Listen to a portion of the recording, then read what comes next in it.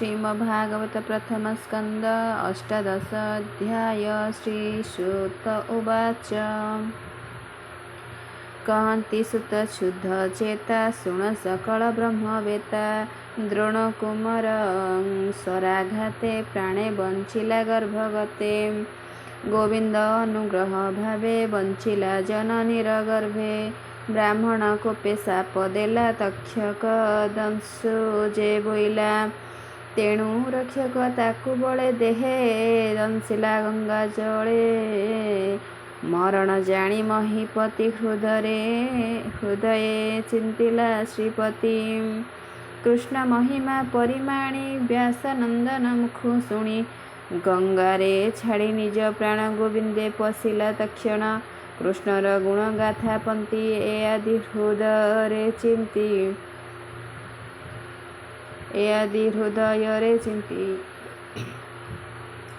कृष्णर कथा मृत तुंडे कही रोमांच जार पिंडे सदा काले जे ताहा चिंती मरणे किबा तांक घांती से राजा जेते दिन थिला संसारे कଳି न पशिला नंदनंदन जेते बेले तनु छाड़िला मही तले तक्षणे अधर्म पुरुष संसारे होइला प्रवेश से राजा ताकु स्थान दे सारंग प्राय सरदाई कुशल कर्म जे करती से फल ए देहे भुंजती इतर कर्म न लागई जे शुभ कर्मे नित्य थाई जे कଳି जुग भयंकर स्वभावे सुधीर गभीर निरते अप्रमित देहि सिंहर प्राय भ्रमयी प्रमत्त प्राय बल मध्य से कଳି विहरे आनंदे ए परीक्षित गुणगाथा कहे निरते कृष्ण कथा भावे कहिले तुम्भ आगे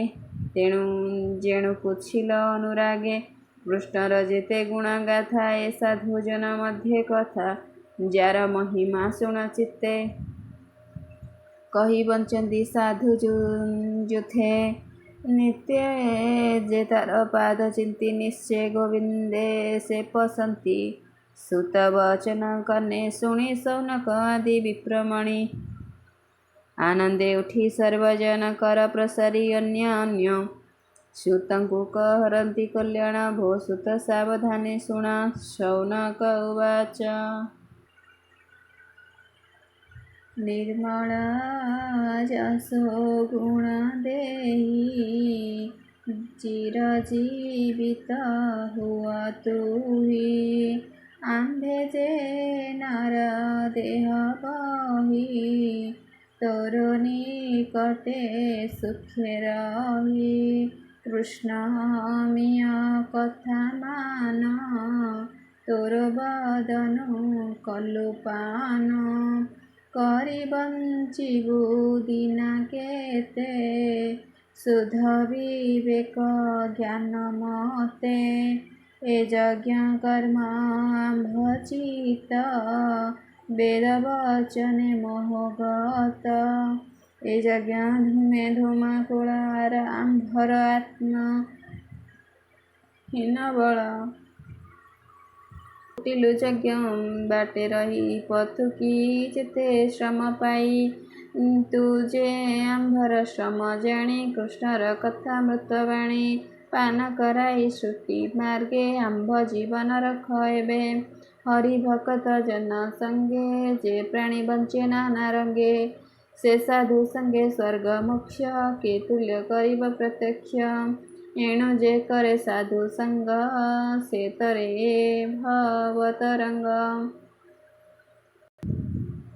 प्राणी जीवने आशा जेते अधिक किबा ए जगते कृष्णर रस कथा जेते ताहा विश्वासी दृढ़ चित्ते के अंत जानिब ताहार जे कने जिह्वा सुख कर जहा गुणरे अंत नाही स्वभावे निर्गुण बोलाई भव विरंची जार अंते प्रमाणी न पारे जगते एणु भक्त प्राणींकर भावुक मध्य तुम्भे बर महत प्राणींक शरण जाहार भय चरण से कृष्ण उदार चरित विशुद्ध रसे आंभचित लभिला मधुकर प्राय भोमुनि कहतु सदये କହ ଗୋବିନ୍ଦ ଗୁଣ ଗାଥା ଯେଣେ ଛାଡ଼ିବ ଭବ ଚିନ୍ତା। ସେ ମହାଭାଗ ପରୀକ୍ଷିତ ଭକ୍ତଙ୍କ ମଧ୍ୟରେ ବୁଦ୍ଧିବନ୍ତ। ବ୍ୟାସ ନନ୍ଦନ ସାଧୁ ବାଣୀ ଆନନ୍ଦେ ଗଙ୍ଗା ତୀରେ ଶୁଣି। ଗରୁଡ଼ ଧ୍ୱଜ ପାଦ ତଳେ ପ୍ରାଣ ନିବେଶୀ ଗଙ୍ଗା ଜଳେ। ପଶିଲା ସର୍ବ ଦୁଃଖ ତେଜି ହରିଚରଣେ ଭାବ ବୁଝି। ତାର ଚରିତ ଯୋଗ ସାର ଯେଣୁ ସେ ଭକ୍ତ ମଧ୍ୟରେ ବର। ଅନନ୍ତ ଚରିତ ସଂଯୁକ୍ତ କେ କର୍ମ କୃତ ପରୀକ୍ଷିତ। ସେ ଯେଉଁ ଭାଗବତ ପୁଣ୍ୟ କହି ତୋଷିବ ଆମ୍ଭ ମନ। ଶୁଣି କହନ୍ତି ସୁତ ମୁନି ବିପ୍ରଙ୍କ ଭାବେ ହୃଦେ ଘେନି। ସୁତ ଉବାଚ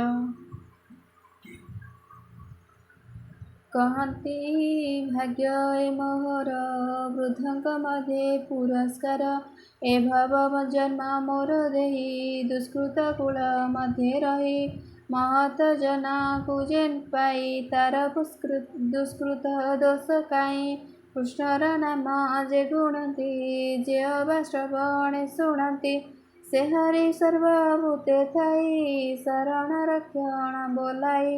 ଯାର ନିରୋଧେ ବେଦ ପଥ ଅନନ୍ତ ଶକ୍ତି ଯେ ଅନନ୍ତ। ଯୋଗ ସମାଧି ପଥେ ଚିନ୍ତି ସେ ଲକ୍ଷ୍ମୀ କଟାକ୍ଷଇଛନ୍ତି। ସେ ଲକ୍ଷ୍ମୀ ସର୍ବ ଗୁଣ ଛାଡ଼ି ଯାର ଚରଣେ ଚିତ୍ତ ବଢ଼ି।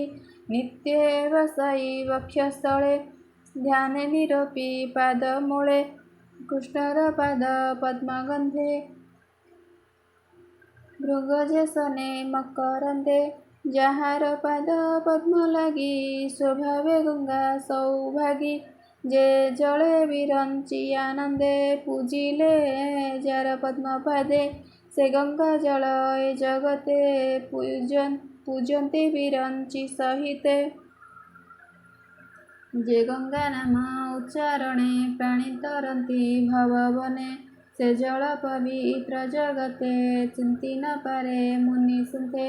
ଏ ମନ୍ତ ଯାହାର ମହିମା ତା ବିନୁ କେବା ପୁଣ୍ୟତମା। ଯାର ଚରଣ ସିଦ୍ଧ ଗଣେ ସମାଧି ଯୋଗ ଆଚରଣେ। ତାର ବିଷୟ ମୁନିଗଣ ନିତ୍ୟ କରନ୍ତି ସୁମରଣ। ଭକ୍ତି ସମାଧି ଦୃଢ଼ ମନେ ତରନ୍ତି ସଂସାର ବନ୍ଧନେ। ଅର୍ଜୁନ ଆଦି ମୁନି ଯେତେ ପୂର୍ବେ ପଚାରିଛନ୍ତି ମୋତେ।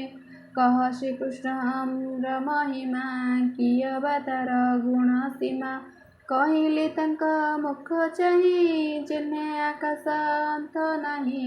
କୃଷ୍ଣର ମହିମା ତେ ମନ୍ତ ଯେ ପକ୍ଷୀ ଉଡ଼େ ଯେତେ ପଥ। ତାର ବାରତା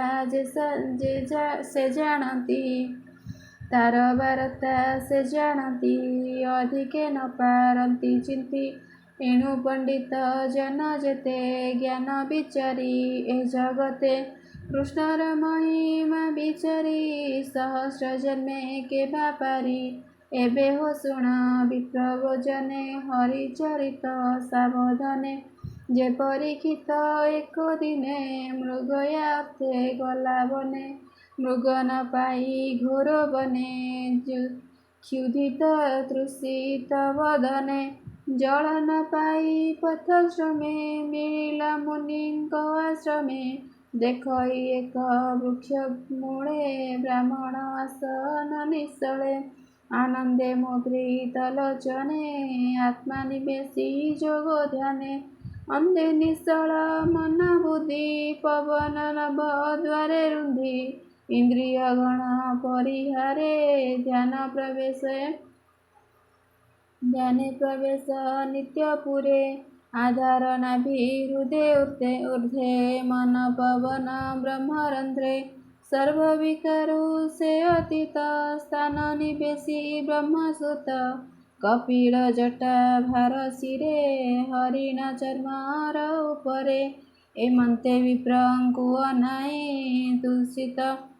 ତୃଷିତ ତାଳୁ କଣ୍ଠ ହୋଇ। ଜଳ ମାଗିଲା ମହାରାଜା ଇଛଇ ଆପଣାର ପୂଜା। ଉଦକ ଆସନ ଏ ଆଦି ଅତିଥି ପୂଜାର ପ୍ରସିଦ୍ଧି।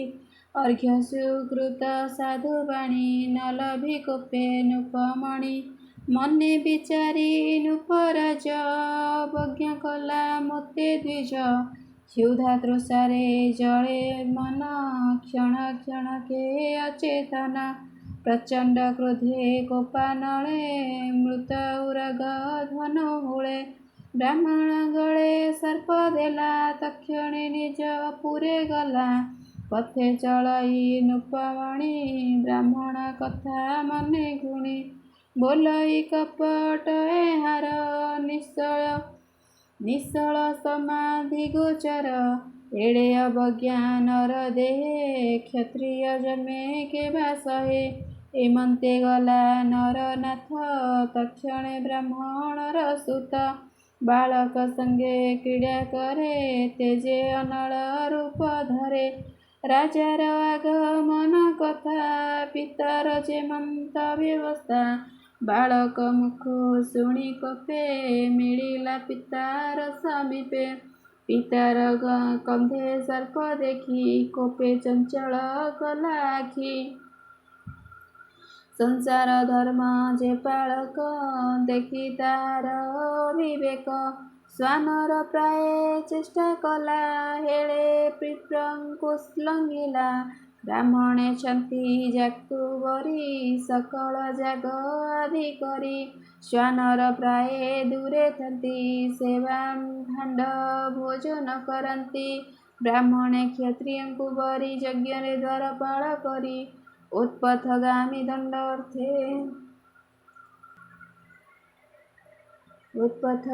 ଦଣ୍ଡ ଅର୍ଥେ ଯେ ବିଷ୍ଣୁ ଜାତ ଏ ଜଗତେ।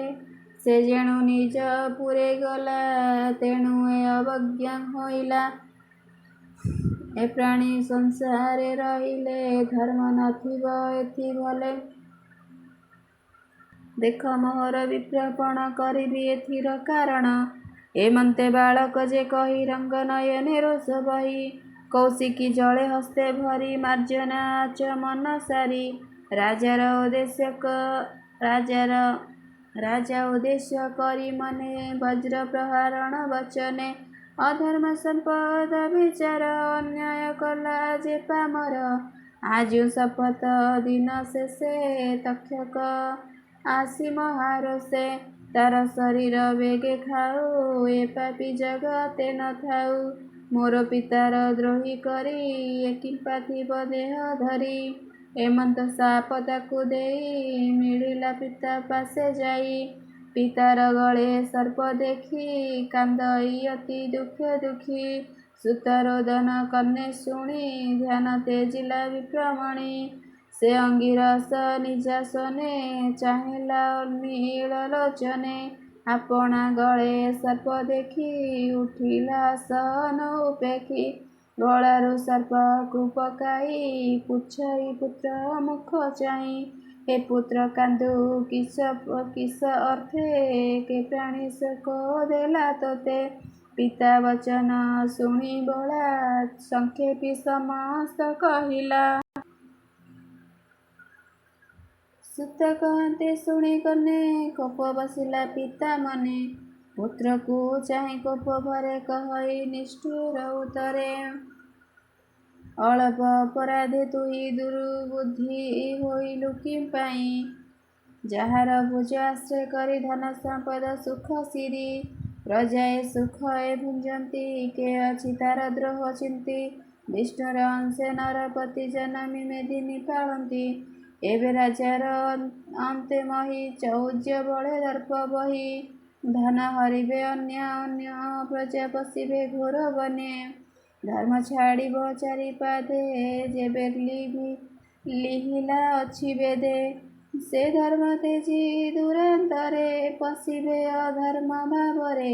କେହୁ ବର୍ତ୍ତିବେ ଅର୍ଥ କାମେ ବର୍ତ୍ତିବେ ଶ୍ୱାନ କପି ଧର୍ମେ। ଯେ ଧର୍ମ ପାଳେ କରି ସ୍ଥିତି ସୁକୃତବନ୍ତ ଚକ୍ରବର୍ତ୍ତୀ। କଲା ଯେ 3 ଅଶ୍ୱମେଧି ଆଗମ ନିଗମ ପ୍ରସିଦ୍ଧି। କ୍ଷୁଧା ତୃଷାରେ ବୁଲି ବନେ ମିଳିଲା ମୋହର ଆଶ୍ରମେ। ତାହାକୁ ଆସ୍ଥା ତୁ ନ କଲୁ ବିଶେଷ ଘୋର ଶାପ ଦେଲୁ। ସେ ଆମ୍ଭ ଶାପ ଯୋଗ୍ୟ ନୁହେଁ ଅଶେଷ ଧର୍ମ ଦେହ ବହେ। ନିଷ୍ପାପର ଭୃତ୍ୟଙ୍କୁଞ୍ଜେ ବଳେ ଦ୍ରୋହ ଚିନ୍ତନ୍ତି ଅବହେଳେ। ଅଳପ ଦୋଷେ ତୁ ବାଳକ ମୋହର ମନେ ଦେଲୁ ଶୋକ। ଏମନ୍ତେ ମନେ କୃଷ୍ଣ ଧ୍ୟାଇ ବ୍ରାହ୍ମଣ ବୋଲେ ତ୍ରାହି ତ୍ରାହି।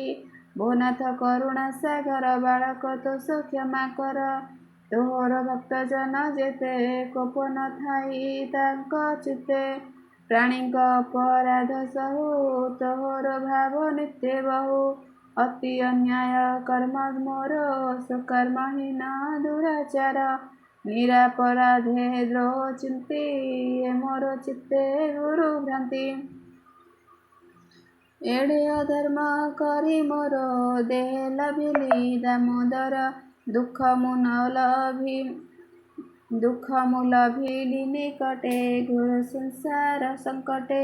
ଏମନ୍ତେ ପୁତ୍ର ଅପରାଧେ ମହତ ଶାସ୍ତ୍ର ଅପବାଦେ। ଅନୁତାପିତ ବିପ୍ରବର କହେ ଗୋବିନ୍ଦ ରକ୍ଷା କର।